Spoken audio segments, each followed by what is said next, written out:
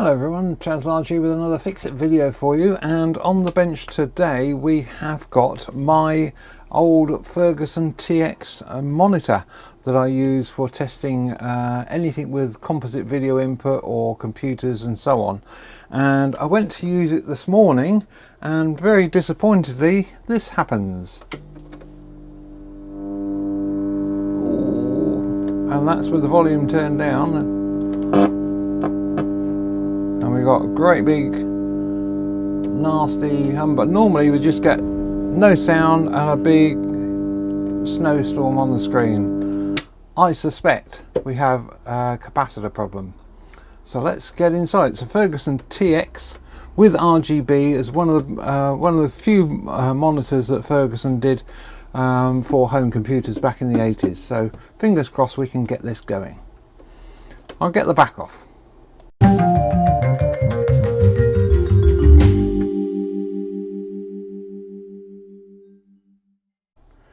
Right, so here it is inside, taking the back off. We've basically got a mains transformer here, because this being able to be connected to home computers, we needed to have pure isolation. Other types of television receivers and that, they used a divided switch mode power supply or something like that, but there was no proper isolation between live and whatever, and you could sometimes get a shock. But with this model, there's a great big nice big mains transformer there that isolates all the circuitry from the mains. This is just internal earth, it's not connected to anything live or neutral, because sometimes if you wired the plug up back to front you could end up with all kinds of problems. Down here we've got the interface board, which has got the two sockets on for composite video and RGB video, and that connects through this connector here, which you can just about see on there, to the main circuit board, which is here. So on here on this main circuit board, which I'm pretty sure just pulls out, if my memory serves me correct, it's unplugged. Well, it is now. But anyway, it wouldn't have been it's got a main switch on it anyway. Oh yes, I just remember now, there is one screw on the front of these that holds the front panel in, like so, and then the whole main circuit board comes out quite easily. So they were made for serviceability, because these were used in rental sets in hotels and things like that, being sold for you know, a lot of rental companies that were using them. And I suspect that probably one or more of these smoothing capacitors. Let's have a look down here with the overhead camera. So we've got main smoothing capacitor here. It does feel a little bit bulgy on the top, not too sure which. There's this other one here, and there's another smoothing capacitor there, and a couple of little ones on the main circuit board. So I'm going to have to check around and see where that is, but I suspect possibly this main smoothing block here may be on the verge of failing.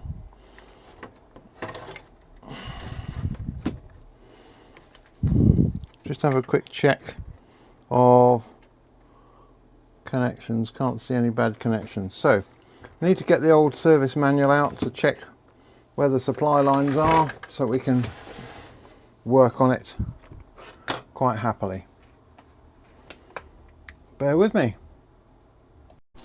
Right, so I've got the chassis into a better position for checking, testing, and so that you can see it as well. This is the main power supply part of it. The input from the transformer comes in through these cables to these diodes down here and produces the main HT rail, which is an 88 volts on this pin just here. Okay, so thanks to Television Magazine September 1990, we can see the actual circuit diagram of the power supply. So as you can see, we've got the power supply transformer here, coming in, and we've got two diodes, D120, D123, and we've got 1000 microfarad capacitor C183 across there. So we need to have a look at, see what that 85 volts is, see if that's low. I very much suspect that this is where the problem is going to be, so we'll have a look at that in a second. Let's just get the meter on. I've got my digital meter on the screen, hopefully you can see what's going on. So let's get it ready to plug in. Once again, with anything that's mains related, you've got to be very careful that, you know, where you're working, if you go and grab a socket or whatever, or go to pick up a PCB, you could touch live mains, and there is live mains at this switch here, which is the mains input switch. So it comes in, can't remember where the cables go. Oh, sorry, it goes into the transformer, that's it, and then out from the transformer. So although it's isolated, it's only isolated by virtue of the switch isolating the secondary side of things. So it's not isolated at that point there. That's live mains all the time on that transformer. So if we switch it on and we put our test meter on there, we are getting 85 volts, which is what we should do. Okay, so that's nice. We can turn that off, get rid of that noise. So we've got 85 volts across there, but we've got a loud hum on there. So what I would be inclined to do now is to put my oscilloscope on there and actually have a look at what the HT rail looks like mains wise. It's a full wave rectifier, and the ground part of that, as you can see, goes down. So the secondary winding, the center of the secondary winding, comes down through the fuse, through the main switch, to a diode D124, which goes down to ground. But I definitely would like to put my scope onto that main HT rail and see what sort of noise we've got on there. We may be chasing rainbows, it may not actually be in the power supply. That audio, that hum may be somewhere else. But if we have a look at the HT rail, we'll know exactly whether it is or not. Now, the one thing you should always do whenever you're checking with an oscilloscope, because most oscilloscopes are ground. This is going to be chassis. This negative side of this is going to be chassis. And if you've got a mains potential, it's going to be isolated on this one, but on another set that hasn't got an isolation transformer, you go to put your scope on, as soon as you touch this on the chassis, big bang, you've blown the power supply. So it's always wise to check to see what sort of voltage you've got across between the chassis and the ground of the scope. So let's switch that on, and we can see we've got 45 millivolts. So we should be safe in connecting that to ground. Okay, we are.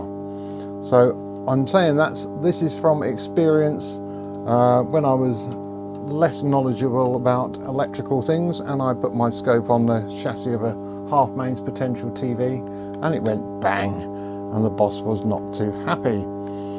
So can't remember if this here is ground or not.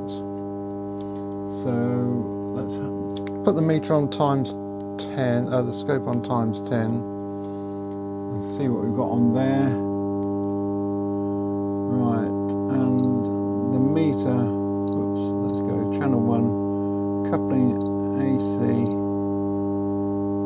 like so, and we can turn the thing up. So we've got mains frequency roughly 50 Hertz floating about there, but peak to peak of millivolts.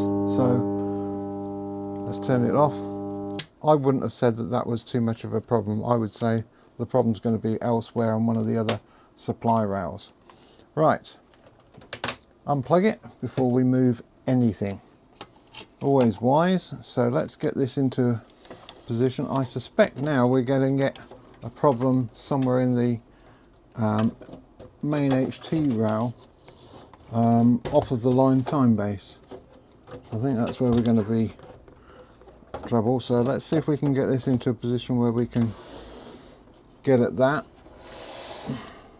On this manual we should have the audio output circuitry, and we should have the line time base somewhere. Well, I thought we had a diagram of the line time base. There's a simplified version somewhere on there. Ah, there it is. Right. So we've got a whole load of different fault conditions been listed that people have come across. Who was it actually wrote this article?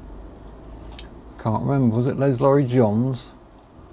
Oh, Nick Beer. Yeah, Nick Beer. He was very good at cataloguing faults back in the days when I was a TV engineer for full time. Let's see.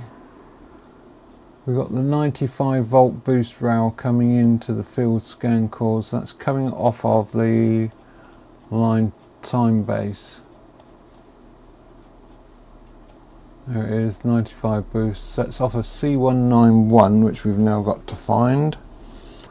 Right. I think I'm going to have to do a little bit of jiggling around until I can find it, so I'll come back to you when I've done that. Okay, so I found C191 on the circuit. It is just down here. It's this capacitor here. On the other side looks okay, so I'm just going to check the voltage across it. Should be 95 volts as the main supply boost voltage. Right, so let's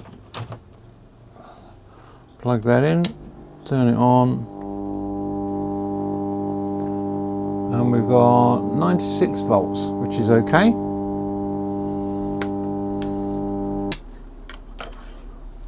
Let's just connect the scope up to it. Make sure we get a good ground on the scope. Actually, we can put this ground right across the scope rather across the capacitor itself. It's not going to grip on there for some reason. Sometimes this probe will clip quite happily and sometimes it won't. So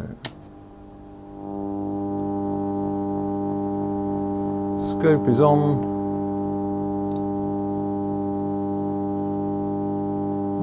No major ripple on there.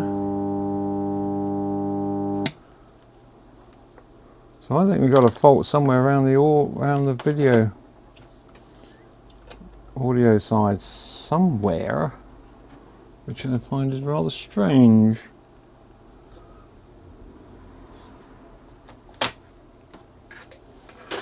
Okay, right. I've got to go and do another little job and then I'll be back a bit later on. That other little job took me a little bit longer than I anticipated. It's now the next day. Now, one of the things about having a break overnight is that you remember things, and one of the things I remembered is that I had a set of, not a complete set, but a set of TV servicing manuals, and I managed to find in that complete diagrams for the TX90, and that includes the model that we're working on here, and it shows the proper layout of the circuit. So if we scroll down here, this is basically what I did is I scanned it in. So I've got the diagram. It's not a brilliant scan, but it's certainly clear enough to see what we're doing, and we can see a little bit more of the power supply, etc. Now we've checked this supply. It says 100 volts here, but it varies from different models. This is actually the 20-inch model. So that main unregulated supply coming out of the transformer there, we know that's okay, and we know the boost voltage is about right. It says 175 there, but it's about 90 volts as it should be. It says so on the diagram. But we have got these other two supplies here, the 18 volts and then a 12 volt regulator here, and various notes have pointed that in that document that we were looking at yesterday from the television magazine, they said that the 12 volt regulator does tend to go a bit funny. So my next two checks for voltage are going to be on the 18 volts here and the 12 volts. So I just got to identify those points. on the board. Now I did get a board layout as well, which I scanned in, so we can see there's a bit more of the actual layout there, and I've got a printout here as well, so I can flip from one to the other, which makes life just that little bit easier. So I want IC105, which is going to be around here somewhere, hopefully.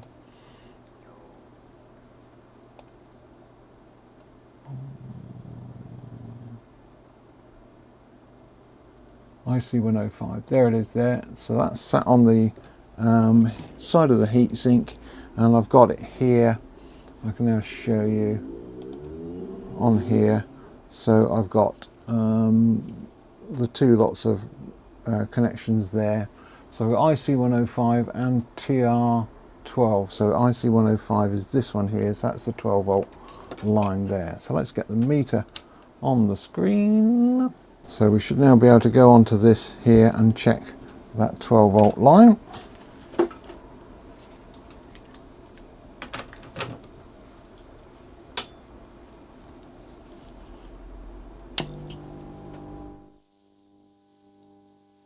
we've got 16 volts going in and 18 volts. So I think that 12 volt regulator is definitely not doing its job. It's giving out too many volts by the look of it. So I think we'll have that little beastie out and check that. It's a fault that is mentioned in that list, but I just wanted to prove it by getting the test meter on it. It certainly shouldn't be getting 16 volts coming out, it should be 12 volts, unless of course they've changed it in production. But it says it's a 7812, and I know I have got one or two of those in stock. So we know that the input to that is actually the 18 volts. So we know we've got the 18 volts is right, but it's that 12 volts which is wrong. So we're getting too many volts coming out of that 12 volt line. There we go. That seems to have cleared it. I always remember the very first desoldering pump I ever bought. I was so proud of it. It was a big beastie, but it had no guard like this one's got. It had a big long arm, and I remember doing something like that, working on it, and I clicked it, and it was smacked straight in my eye. So needless to say, that beastie, wherever it is no longer in my toolkit. Right. Okay. Now that's held in by a little clip, which we should be able to just ping off with our fingers, like so.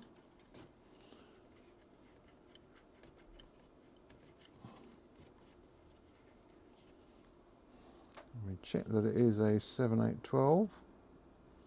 It is indeed a 7812. I have moved them, so that's why I couldn't find it, because they're in a new drawer up here. So there they are. 7812. Beautiful. So brand new regulator, just triple check. 7812, and we're going to just pop a little bit of heatsink compound on there.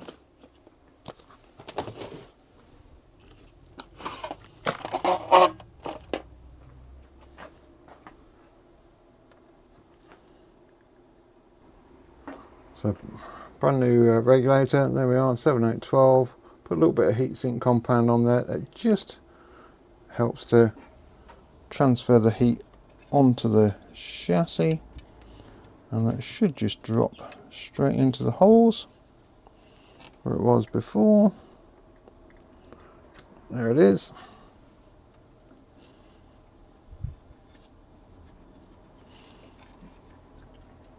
Push them through there, clip the clip in place. Lovely. That's what I call a nice easy fix, if it works, of course, if that fixes the problem, which hopefully it should do.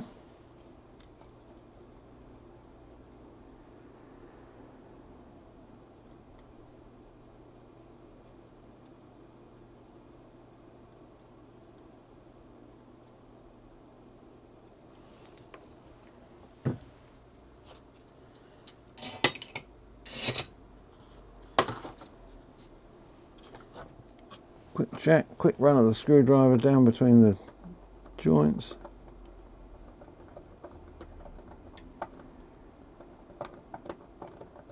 Yep. Time to plug it in and see what happens.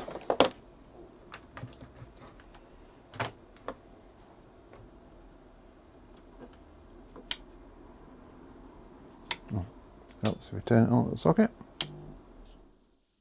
No loud hums. 19 volts going in, 12 volts coming out, and we got a nice snowy picture. Excellent. That was the answer, 12 volt rail. Right, let's just disconnect it again.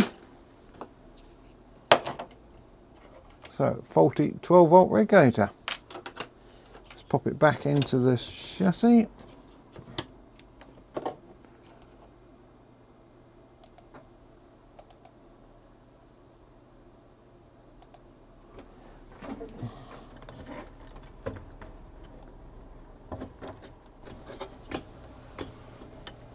Now, we did have one screw that we took out. Did we?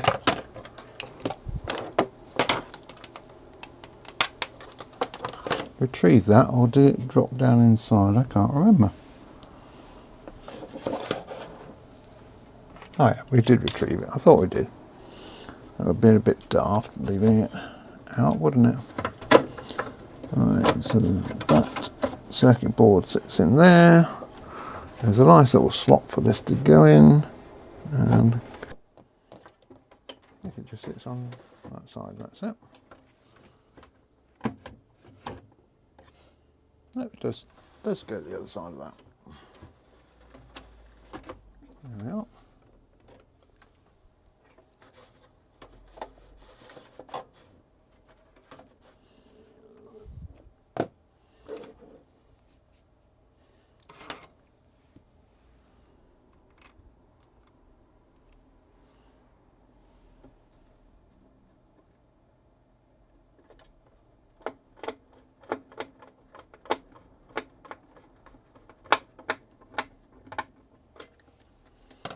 It holds it on.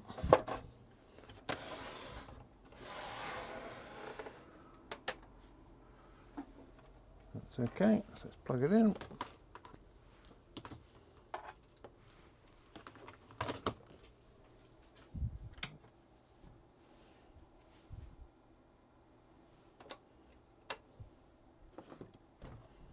And there we have a snowy screen once again. Excellent. Let's plug in the video in, and then we'll get our TV generator going. Switch it to composite video, and there we have our picture back. Excellent. So picture looks a little bit on the distorted side, doesn't it? It looks a bit flat at the bottom. Yeah. I really only ever use this for testing purposes, and I don't really use it for sort of looking at anything in particular that requires an absolutely perfect picture. I think I'm going to leave it like it is. I think it's perfectly acceptable as an image like this. As I said, I have been using this up until that regulator failed, and I never noticed that there was a linearity problem.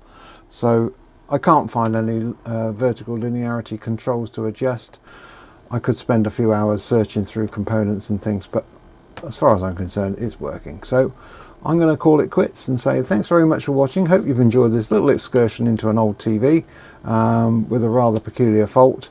It's a TV you may well come across if you're doing repairs to computer monitors, because that's basically what this was used for, was a BBC micro, and it's got RGB input which you can put straight in from a BBC micro, or indeed you've got composite as well input, so you can put that in from say a Spectrum or others that only have composite. And of course it does have RF as well, so you can, if you've got a computer that only generates RF, it works on that as well. So if you come across one of these old Ferguson TX with RGB, then get hold of it, keep it, because they're a good monitor to have for testing purposes, and as you can see, they are repairable. Thanks very much for watching. Cheerio.